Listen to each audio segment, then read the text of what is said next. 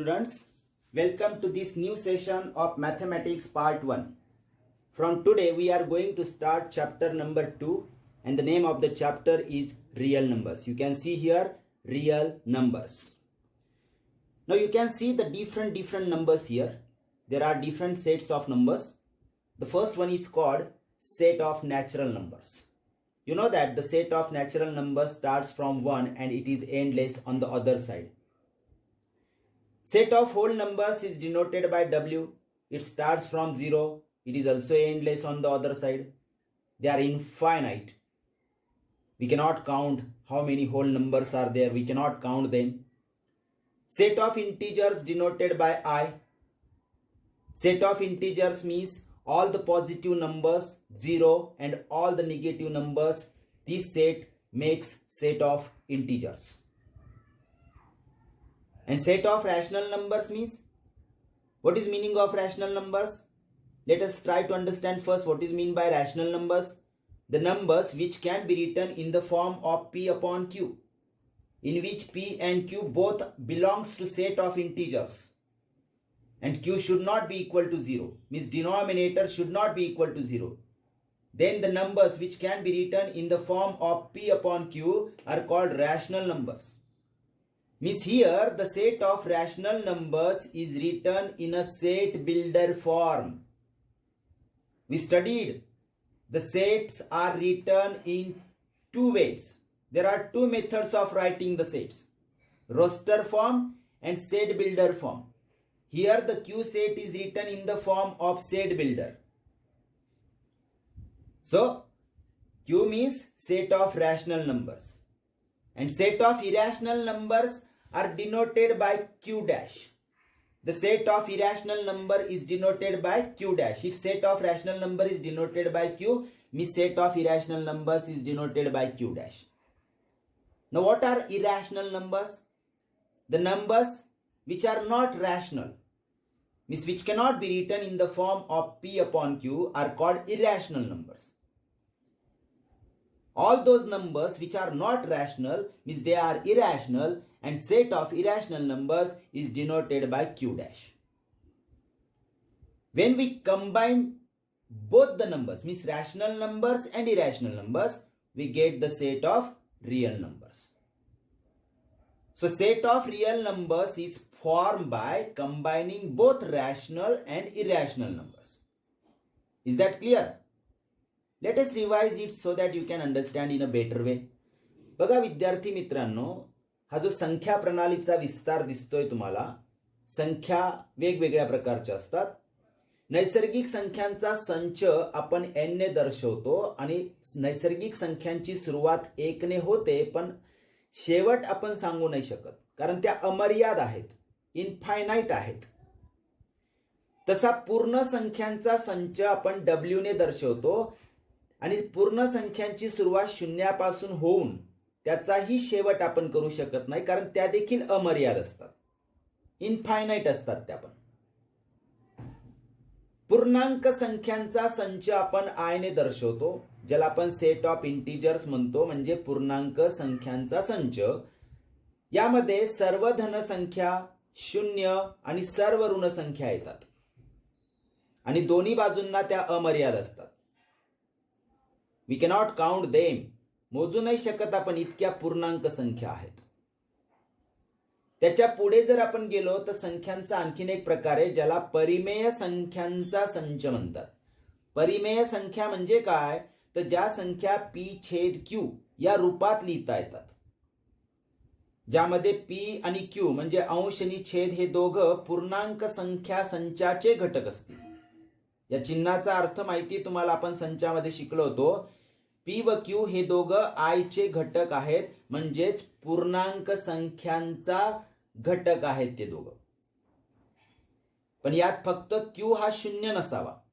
q should not be equal to 0, म्हणजे q शून्य नसावा, म्हणजे p छेद q ही जी परिमेय संख्या आहे यात शून्य छेद हा शून्य नसावा.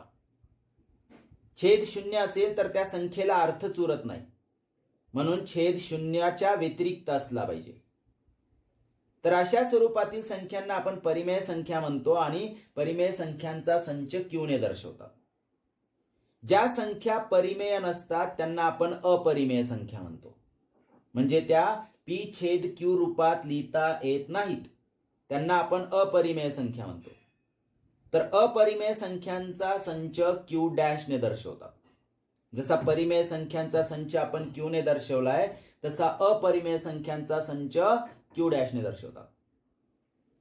आता परिमेय संख्या आणि अपरिमेय संख्या एकत्र करून जो संच बनेल त्या संख्या संचाला म्हटलं जातं वास्तव संख्यांचा संच. तो R ने दर्शवतो आपण. आता खऱ्या अर्थाने वास्तव संख्या जे आपलं प्रकरणाचं नाव आहे रियल नंबर्स म्हणजे वास्तव संख्या, तर वास्तव संख्या म्हणजे नेमकं काय हे लक्षात आलं तुमच्या.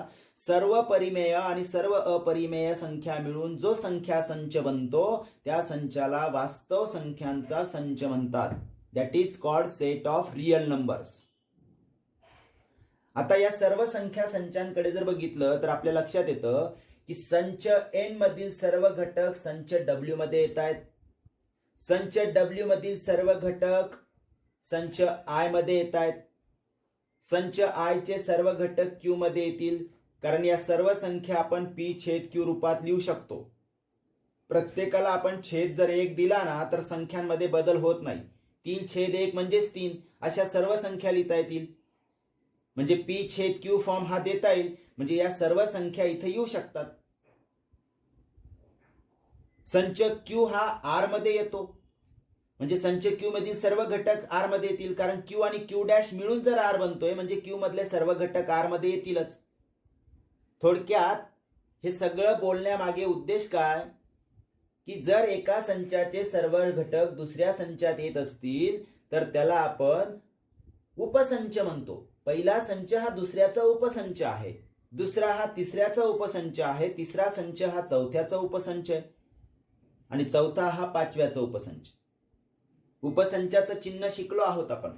इथे आपण जर लिहित गेलो तर N is a subset of W, W is a subset of I, I is a subset of Q and Q is a subset of R. So this is the relationship between all these number sets of numbers.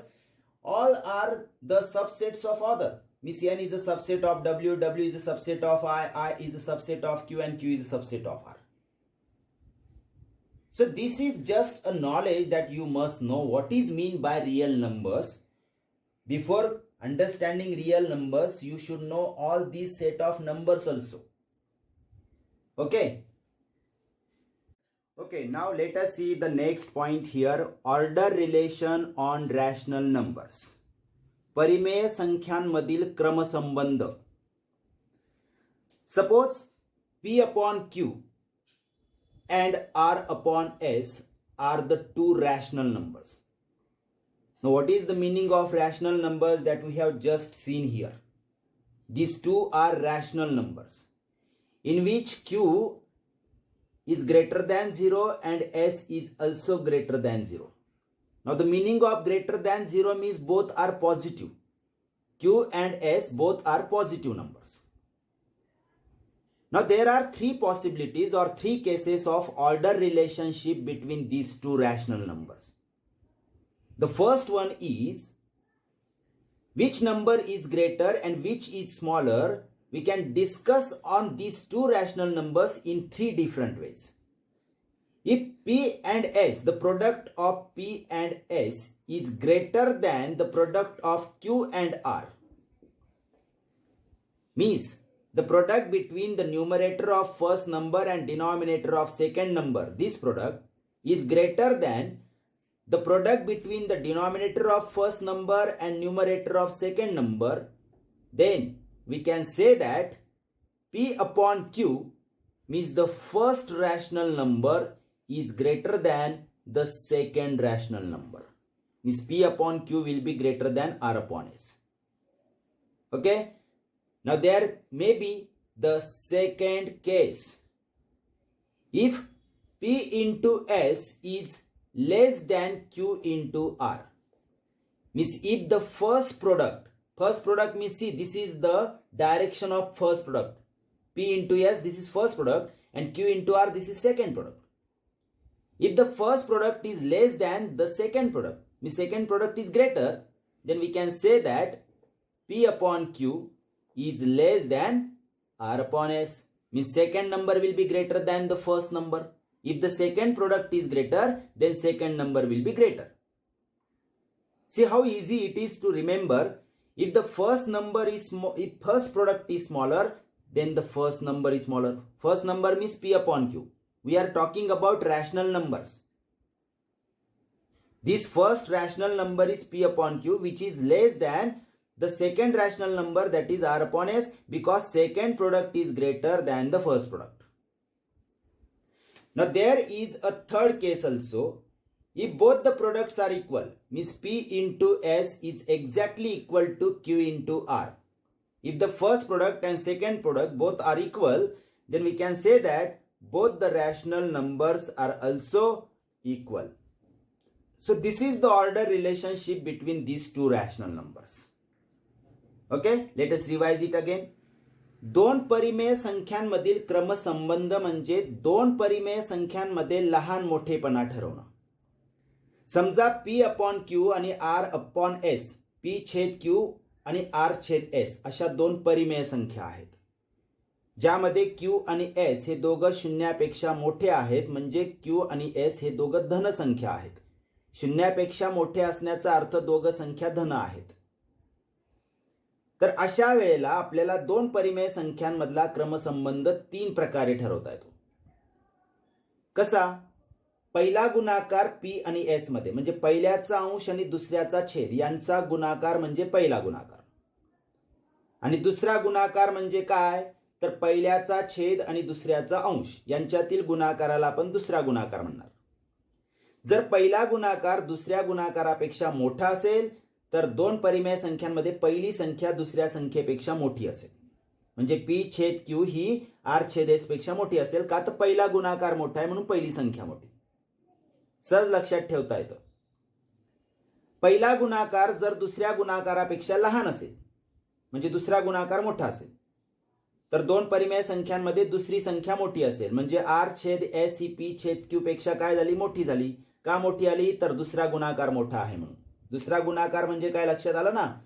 दिशा लक्षात ठेवा. पहिला गुणाकार आणि दुसरा गुणाकार या पद्धतीने लक्षात ठेवू शकतात तुम्ही. आणि जर दोन्ही गुणाकार समान असतील, पहिला गुणाकार आणि दुसरा गुणाकार जर समान असेल, तर दोघं परिमेय संख्यांमध्ये कोणीच लहान मोठं नसेल. दोघं संख्या काय असतील? समान असतील. P छेद Q आणि R छेद S या संख्या समान असतील जर तिरकस गुणाकार करून दोन्ही गुणाकार समान असले तर अशा पद्धतीने आपण दोन परिमेय संख्यांमध्ये क्रमसंबंध हा जो दिसतो इकडे, हा क्रमसंबंध, त्यासाठी आपण गुणाकाराचा आधार घेतो, तिरकस गुणाकार. लक्षात ठेवा, पहिला गुणाकार आणि दुसरा गुणाकार. Okay okay, let us see the next topic here, properties of rational numbers, म्हणजेच परिमेय संख्यांचे गुणधर्म. If A, B and C are rational numbers, समजा A, B आणि C या तीन कोणत्याही परिमेय संख्या आहेत, तर परिमेय संख्यांच्या बाबतीत असलेले हे जे काही गुणधर्म इथं बघत आहोत आपण, ते आपल्याला समजून घ्यायचे. प्रॉपर्टीजना नावं आहेत इथे, आणि ह्या प्रॉपर्टीज बेरजेच्या बाबतीत तसेच गुणाकाराच्याही बाबतीत लागू होणार आहेत. म्हणजे तीन कॉलम मध्ये आपण जे बघत आहोत, पहिल्या कॉलम मध्ये आपल्याला गुणधर्माचं नाव दिसतंय, दुसऱ्या कॉलम मध्ये आपण तो गुणधर्म बेरजेत कसा लागू होतो ते बघणार आहोत, आणि तिसऱ्या कॉलम मध्ये तेच गुणधर्म, तीच नावं, पण गुणाकाराच्या बाबतीत ते कशी लागू होतात ते आपण बघणार आहोत. तर पहिली जी प्रॉपर्टी आहे त्या प्रॉपर्टीला कम्युटेटिव्ह लॉ असं म्हटलं जातं, किंवा कम्युटेटिव्ह प्रॉपर्टी असं म्हटलं जातं. कम्युटेटिव्ह प्रॉपर्टी म्हणजे क्रमनिरपेक्षता. म्हणजे बेरजेमध्ये क्रमनिरपेक्षतेचा गुणधर्म काय सांगतो की A plus B is equal to B plus A, म्हणजे दोन संख्यांची बेरीज त्यांचा क्रम बदलून जरी केली तरी तितकीच येत असते. जसं उदाहरणार्थ A आणि B च्या जागी आपण संख्या घेतल्या, 2 प्लस 1 करणं काय आणि 1 प्लस 2 करणं काय, दोघं उत्तर समान येतात, म्हणजे 3 आणि 3च उत्तर येतं. तर अशा गुणधर्माला क्रमनिरपेक्षतेच्या बेरजेचा गुणधर्म म्हणतात. क्रम बदलतो, आपण दोन संख्यांचा क्रम बदलतो म्हणून त्याला आपण क्रमनिरपेक्षता म्हणतो. Commutative law of addition. तोच गुणधर्म गुणाकारातही लागू होतो. कम्युटेटिव्ह लॉ ऑफ मल्टिप्लिकेशन म्हणजे a into B is equal to B into A. याचा अर्थ असा की दोन संख्यांचा गुणाकार त्यांचा क्रम जरी बदलून केला तरी गुणाकार तितकाच येतो. फॉर एक्झाम्पल 3 इंटू 5 करणं काय आणि 5 इंटू 3 करणं काय समान आहे. दोन्हीकडे आन्सर 15 येणार. So this is the commutative law. Commutative law of addition and commutative law of multiplication. You can see clearly here. दुसरा जो गुणधर्म आहे तो आहे असोसिएटिव्ह, ज्याला सहचर्याचा गुणधर्म म्हणतात. सहचर्य, असोसिएटिव्ह म्हणजे सहचर्य. हा पण गुणधर्म बेरजेत आणि गुणाकारात दोन्हीकडे आहे. See the first addition. a plus b plus c is equal to a plus in bracket b plus c. म्हणजे तीन संख्यांची बेरीज करताना तुम्ही पहिले दोन संख्यांची बेरीज करून तिसऱ्यात मिळवली काय, किंवा दुसऱ्या आणि तिसऱ्याची बेरीज करून ती पहिल्या संख्येत मिळवली काय, उत्तर समान, नो चेंज. म्हणजे for example 2 plus 3 plus 5 he addition तुम्हाला करायची आहे. या ऍडिशन मध्ये तुम्ही अगोदर 2 प्लस 3 ची ऍडिशन करून मग ती 5 मध्ये मिळवली काय, किंवा 3 प्लस 5 ची ऍडिशन करून येणारं उत्तर 2 मध्ये मिळवलं काय, हे दोघं काय असणार आहेत, इक्वल असणार आहेत. तर याला बेरजेच्या सहचर्याचा गुणधर्म म्हणजे असोसिएटिव्ह लॉ ऑफ ऍडिशन म्हटलं जातं. असाच गुणधर्म मल्टिप्लिकेशन मध्ये पण आहे. तीन संख्यांचा गुणाकार करताना दुसऱ्या आणि तिसऱ्याचा गुणाकार जो येईल त्याचं उत्तर आपण पहिल्याला गुणलं किंवा पहिल्या दुसऱ्याचा गुणाकार करून येणाऱ्या उत्तराला तिसऱ्या संख्येने गुणलं काय, उत्तर same, no change. So this is called the associative law of multiplication. म्हणजे सपोज 2 इंटू 3 इंटू 5 हे जर मल्टिप्लिकेशन करायचंय तुम्हाला, तुम्ही दोन प्रकारे करू शकता.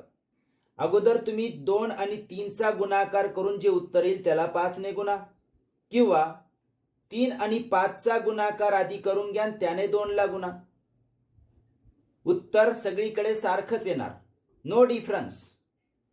C here 3 into 6, 3 into 2 is 6, 6 5 जा 30. This answer is 30.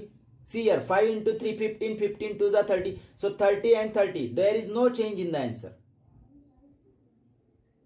हा जो गुणधर्म आहे याला असोसिएटिव्ह लॉ ऑफ मल्टिप्लिकेशन जो इथं दिसतोय आपल्याला. आणि असोसिएटिव्ह लॉ ऑफ ऍडिशन मी दाखवला.